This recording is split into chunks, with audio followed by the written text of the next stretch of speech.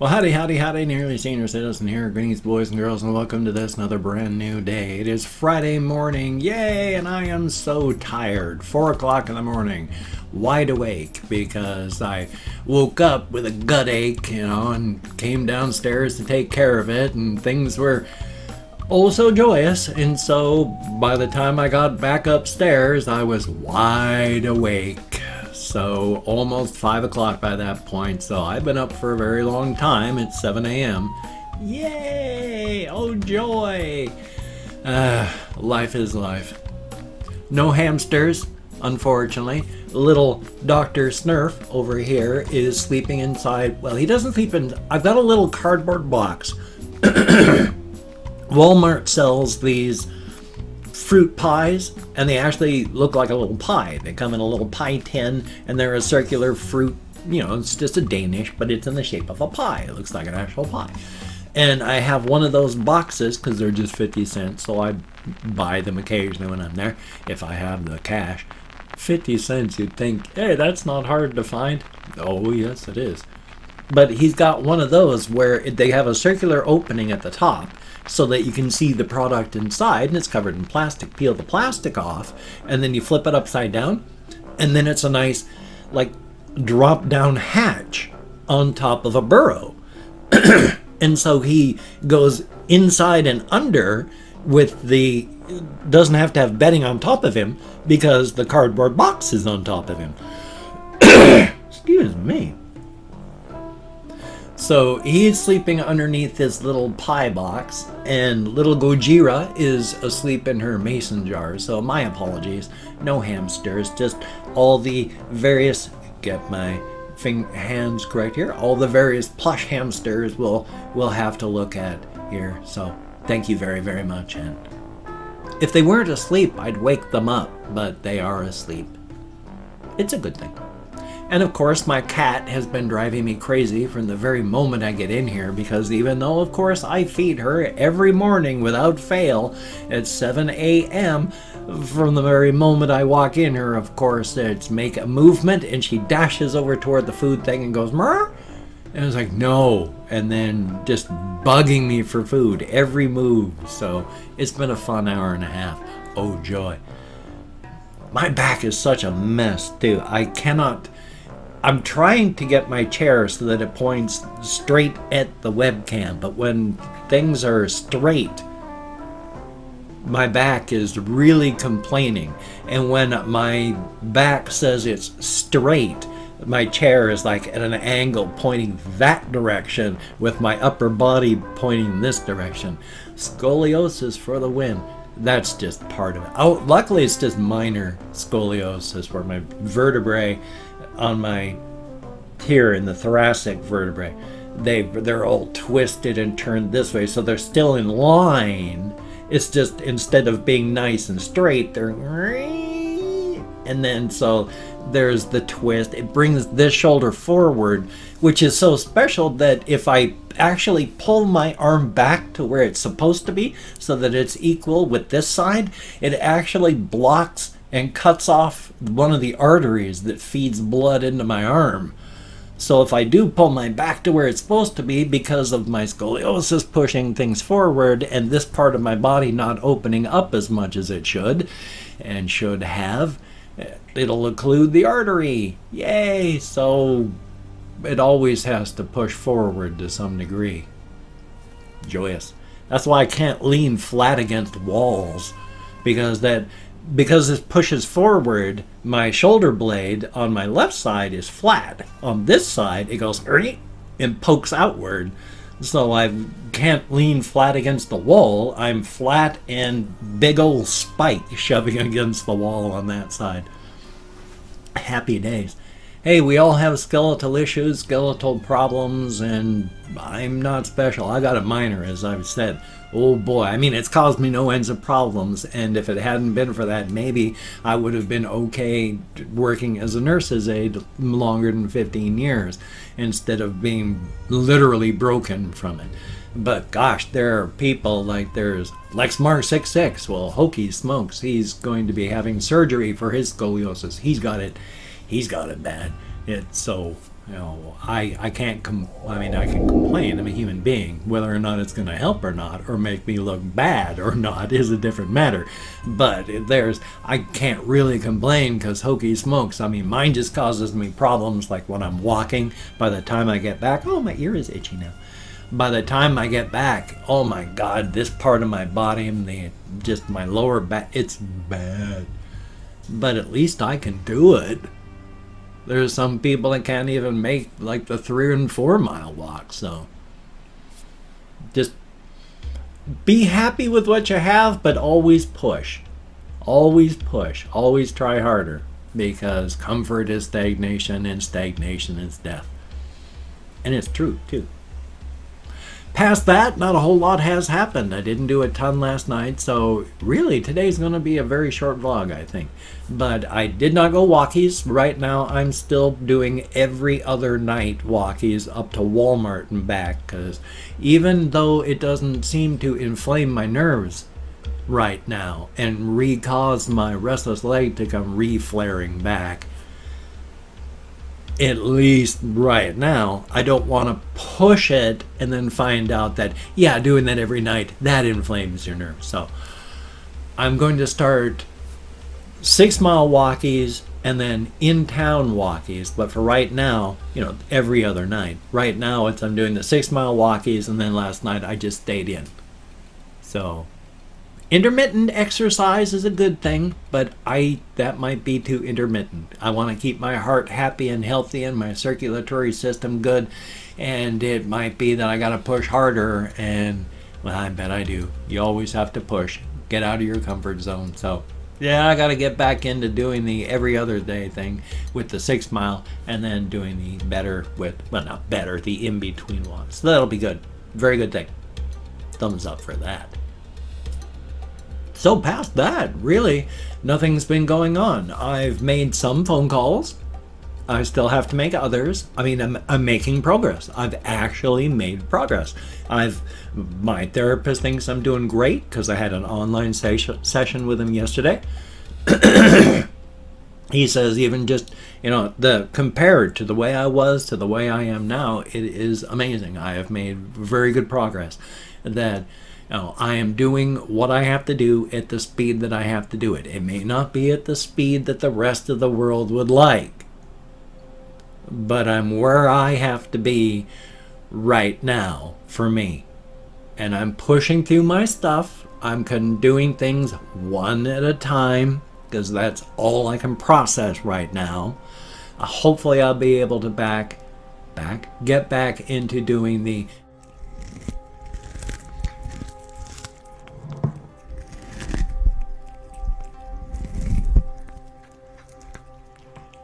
taking care of 2 or 3 things at a time instead of just one. Hopefully that laundry basket of my neocortex will be able to start functioning properly again. It would be nice. But yeah, I'm just thinking of stories, trying to get up the energy to write, because writing is, though you're doing a lot of just your thinking, and you wouldn't think that's exhausting, remember your brain can just eat up, just by existing and not even thinking, 20 to 30% of all the energy your body takes in. So when you think and really push your brain, yeah, it's exhausting. It's eating up a ton of that energy that you've taken in. So good golly, Miss Molly.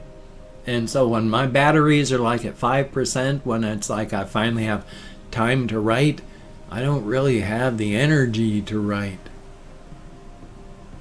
So still trying to find times to push all the stuff in. I also talked with my therapist about how there is anger that I hadn't realized going on inside and underneath with my situation with not being able to do as much as I want to be able to again because of aging and then oncoming, and fibromyalgia doesn't get better. At the very, very best, you're looking at it staying the same and not getting worse. It usually gets worse. So I've got increased weakness and fatigue still when I go out walking, and that is frustrating and angering, because I don't mind roadblocks that I put down.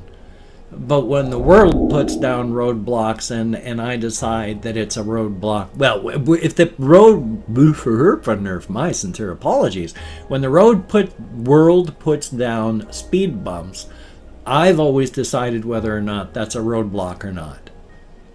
Now that the world is putting down more concrete, actual physical roadblocks, that's both irritating and frustrating, and it's just, there's a lot of anger underneath at my situation that I hadn't realized was there until I was talking with my therapist. So that too is part of why I'm so friggin' stubborn about a bunch of stuff, which is why, even though I'm afraid of my nerves being inflamed, my restless leg kicking up, I want to get it back out there and exercise. If I decide that I want to let my pulse go back up just because I'm lazy, that's one thing.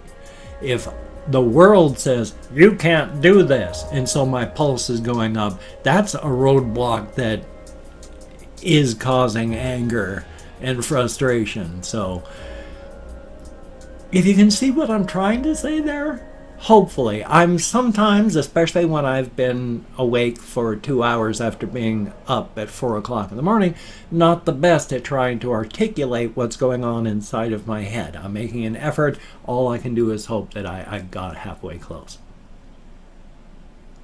There is one story that I do want to write, and I wrote it fully way back when I was, good golly Miss Molly, in my early 20s. Full 30,000 word novella.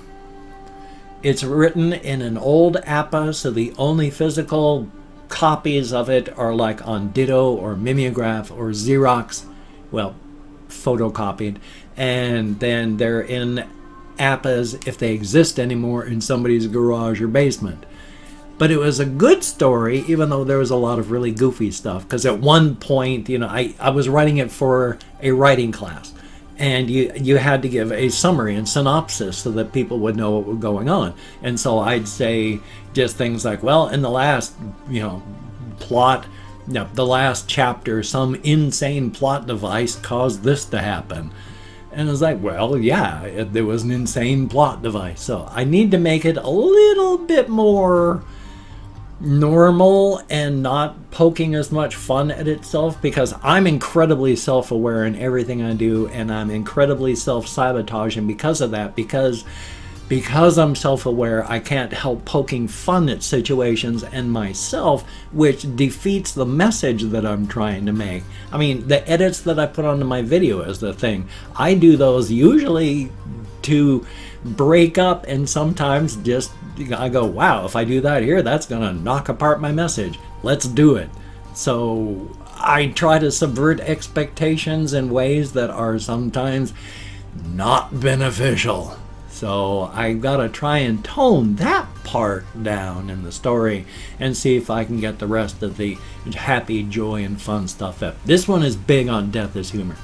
In fact, it's a story arc where the character Johnny Beager starts off as a really nice guy. That's the only time you ever hear his name. The first time, one time, Johnny Beager. From the rest of the point on, he's just Johnny. But he starts off as a regular person, but he wants to go off into this one program, and it ends up just destroying his psyche. He becomes just a psychopathic, homicidal murderer, which is exactly what this program wants. And it's an official government program, but I'll have to talk more about the story later when I've actually got time, because it looks like this may not be short after all. But then after that, it also becomes his redemption arc when his friend who had been killed comes back and becomes his conscience. And he's still a psychopath, but he's got this person that's also going, as ooh, and so he realizes, and they stick together as a team. Thumbs up for that. So it's good stuff. At least I think so. I want to rewrite it again. There's action, there's adventure, there's intrigue, there's callbacks to previous parts of the stories. No Chekhov's gun going unused here. thumbs up for that. Plus, that, like I said, death is humor. One of the characters for a while is like a feline centaur thing, and the place that you're in issues every student there a book of food chits every month. So you just turn in your food chit at a specified place, you get food. Every month this person gets them, he just hands them over to Johnny because he doesn't need food chits. There's the other students to fill his belly.